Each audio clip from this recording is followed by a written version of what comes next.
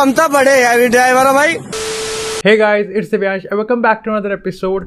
अब even though यार हम मैनचेस्टर यूनाइटेड के फैंस हैं और हम ये एक्सपेक्ट करते हैं और अज्यूम करते हैं कि मैनचेस्टर यूनाइटेड हर एक मैच जीतेगा, इररिस्पेक्टिव कि हमारे सामने कोई लीग लीडर हो, कोई चैंपियन हो या रेलीगेशन बैटल की कोई टीम हो या फिर कहीं ना कहीं एक मिड टेबल टीम हो। हम ये हमेशा एक्सपेक्ट करते हैं कि यार हमारी टीम जीतेगी।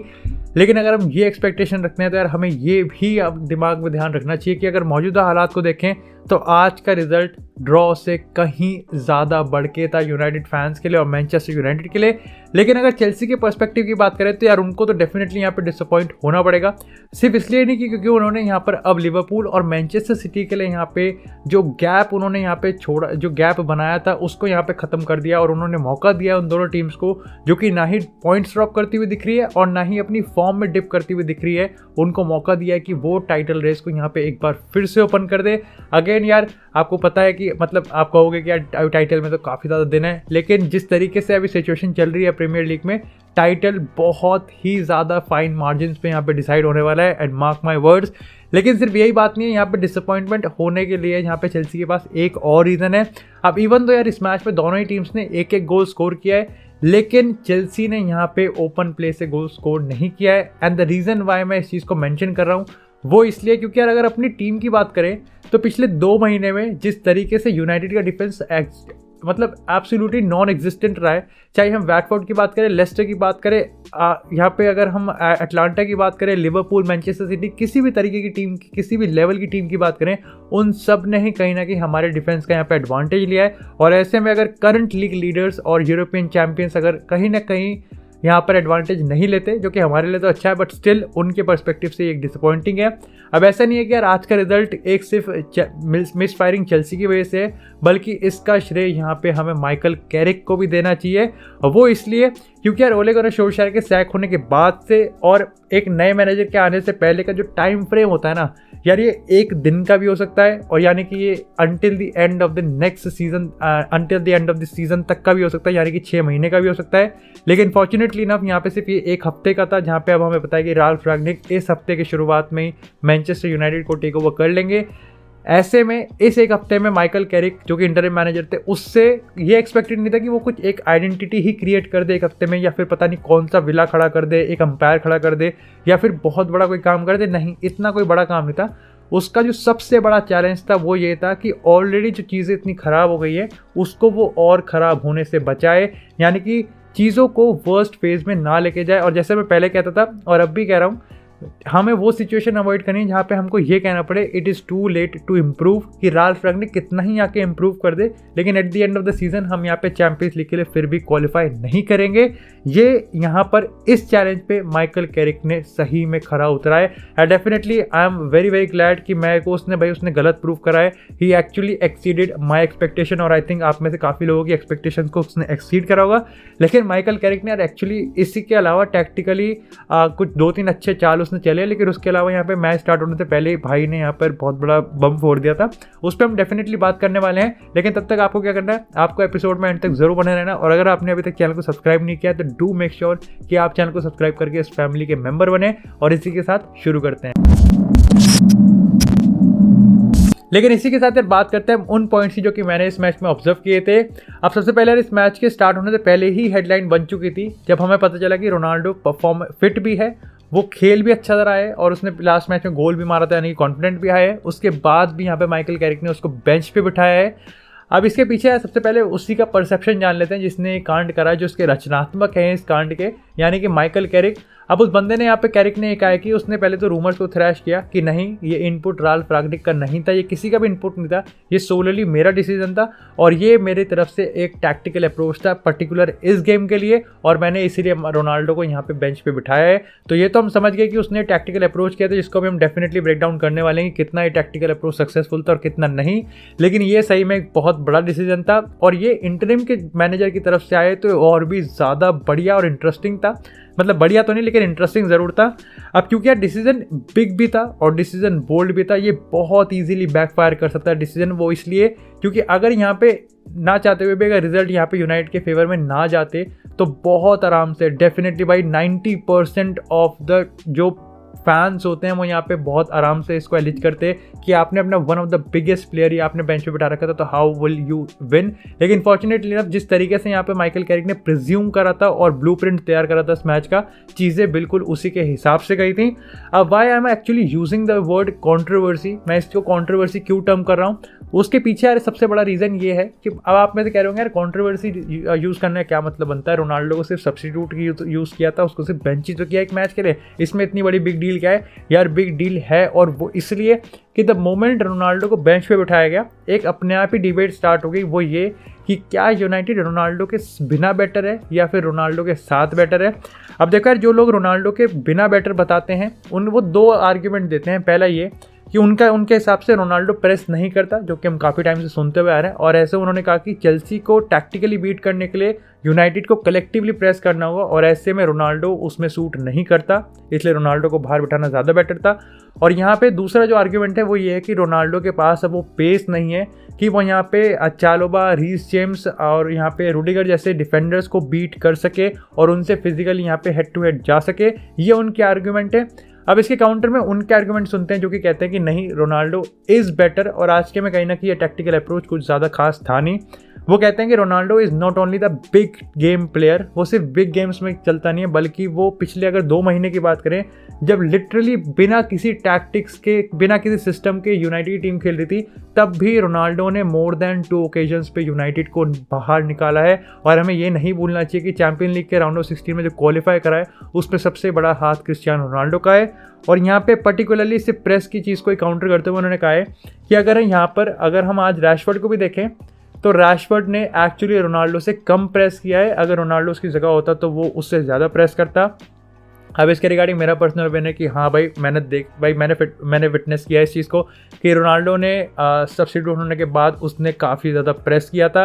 अब अगेन आप में से काफ़ी लोग कहेंगे कि मैं रोनाल्डो का फ़ैन हूँ तो I am being biased, but भाई मेरा काम है ओपिनियन देना, बाकी जज करना आपका क्या है, do let me know in the comment section. लेकिन इसके रिगार्डिंग मेरा ओपिनियन ये है कि प्रेस पे तो मैंने आपको दे ही दिया है, लेकिन मेरा हिसाब ये है कि यार अगर हम एक ऐसे मैच में जा रहे हैं जहाँ पे हमें पता है कि हम 10-15 शॉट नहीं लेने वाले, हम सिर्फ 3 या 4 शॉट लेने वाले हैं, तो डेफिनेटली यार मैं अपना one of the most lethal striker in the world को ही तो मैं स्टार्टिंग 11 में लूँगा। उसको बेंच पे रखने का क्या मतलब बनता है, जब मेरे को पता है कि वो पिछले कुछ मैचेस में लगातार हमारे लिए एक बिना सिस्टम के हमारे लिए गोल स्कोर कर रहा है, और he is actually willing to work hard in the system. वो बंदा प्रेस नहीं कर सकता बट वो फिर भी कर रहा है, मतलब प्रेस नहीं कर सकता मतलब उसका काम नहीं है स्ट्राइकर का।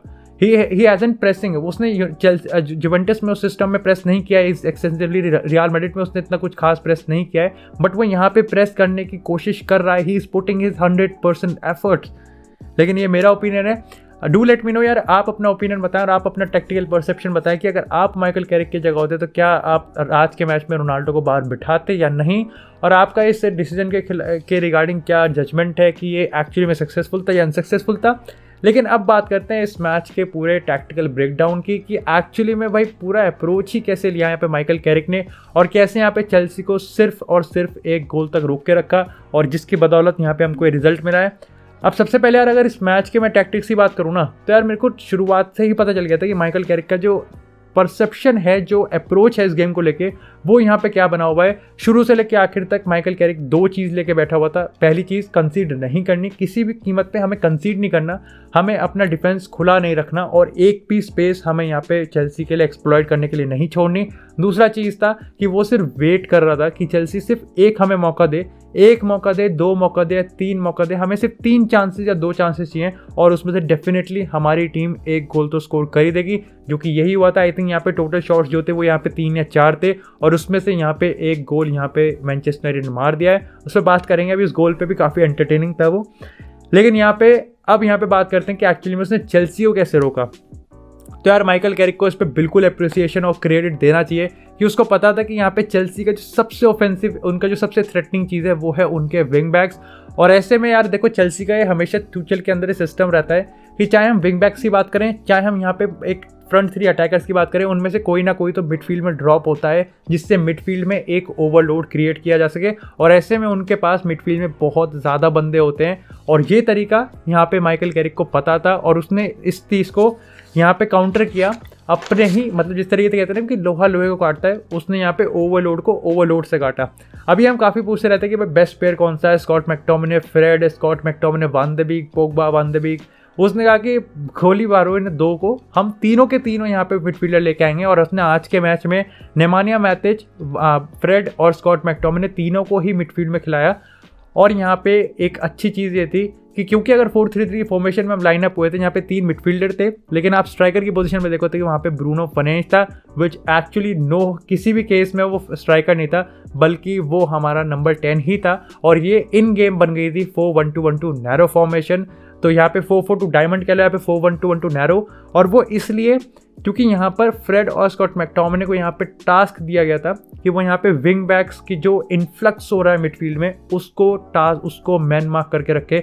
और ऐसे में यहाँ पे रीस जेम्स और मार्कोस अलोंसो को यहाँ पे पूरे टाइम स्कॉट मैकटोमिने और फ्रेड को एक टास्क दिया था कि वो इनको कवर रखे। और यहाँ पे नेमानिया मैथिच सेंट्रली डिफेंस के आगे गार्ड बन के खड़ा होगा, और इस चीज़ को और फर्दर आउट नंबर करने के लिए ब्रूनो फर्नांडिस यहाँ पे ड्रॉप डीप करता था। वही जैसे आपने अगर मेरी फीफा की स्ट्रीम देखी होगी तो जो 4-1-2-1-2 नैरो फॉर्मेशन खेलते हैं, बिल्कुल सेम यहाँ पे मिडफील्ड को उसी तरीके से ओवरलोड करने की कोशिश थी, and he actually get success in that. क्योंकि कहीं ना कहीं यहाँ पे रीस जेम्स हमें पता है कितने अच्छी आउट स्कोरिंग फॉर्म में चल रहा है वो, फिर भी उसको कहीं ना कहीं काफ़ी हद तक यहाँ पे कंट्रोल करने का हम सक्सेसफुल रहे। लेकिन अब बात करते हैं इस मैच में गोल्स की। दोनों ही काफ़ी डिबेटेबल और एंटरटेनिंग गोल थे। अब सबसे पहले बात करते हैं यहाँ पे सैंचो गोल की। तो ना इसमें तो कोई डिबेट ही नहीं है कि यार वो it was a very embarrassing mistake from Jorginho. और ठीक है यार, मतलब नहीं होना चाहिए किसी के साथ भी, कोई पर्सनल ट्रोल नहीं करेंगे हम यहाँ पे। हिपोक्रेसी की भी सीमा होती है। लेकिन बात करते हैं सैंचो के गोल की। तो यार जितना इजी लगता है ये उतना इजी गोल नहीं था, क्योंकि भाई वेटेज बहुत ज़्यादा था, प्रेशर बहुत ज़्यादा था। 90 मिलियन का प्रेशर वो अपने बैक पे, अपने कंधे पे लेके घूम रहा था। और ऐसे में कहीं ना कहीं क्रेडिट यहाँ पे रैशफोर्ड को भी देना चाहिए कि उसने अपना रन कंटिन्यू रखा। द रीज़न वाई कि यार देखो, अगर रैशफोर्ड और जेडन सैंचो मैंडी की तरफ भाग रहे थे तो ऐसे में मैंडी एक्चुअली कंफ्यूज हुआ, क्योंकि उसको कहीं ना कहीं प्रोबेबिलिटी बढ़ गई कि वो अकेला लेगा या उसको मारेगा। जस्ट इमेजिन यहाँ पे रैशफोर्ड नहीं होता, सैंचो अकेला भाग रहा है, तो उसको पता है कि मेरे को बॉल पे हंट करना है, और ऐसे में चांसेस हैं वो यहाँ पे कम हो जाते। यहाँ पे तारीफ करनी पड़ेगी सैंचो की भी कि इवन दो ये उसका अभी तक इस गोल से पहले एक भी गोल उसने प्रीमियर लीग में नहीं मारा था, फिर भी उसने वो डमी जो दिखाया था वो बताता है कि रीसेंट फॉर्म ने उसका कॉन्फिडेंस कितना ज़्यादा बढ़ा है। And he is actually now the real Jadon Sancho is in the Manchester United. और भाई ये बहुत अच्छा गोल था। अब बात करते हैं जॉर्गिनो वाले गोल की। तो yes, it was Aaron Wan-Bissaka's foul. अब उसके रिगार्डिंग काफ़ी यहाँ पे लोग आर्ग्यूमेंट कर रहे हैं कि ये एक ऐसा फाउल था जो कि फाउल नहीं होना चाहिए था, क्योंकि मतलब फाउल नहीं देना चाहिए था, क्योंकि थियागो सिल्वा का जो पैर था वो एक्सीडेंटली आया था और उस पर एरन वन-बिसाका कुछ नहीं कर सकता था, वो अनइंटेंशनल था। तो हाँ, अगर वो अनइंटेंशनल था तो वो ये प्रूफ कर सकता है कि ये जो फाउल है वो रैश नहीं है, ये फाउल जानबूझ के नहीं है। लेकिन वो ये प्रूफ नहीं कर सकता कि ये फाउल नहीं है, वो फाउल बिल्कुल था और वो पेनल्टी भी थी।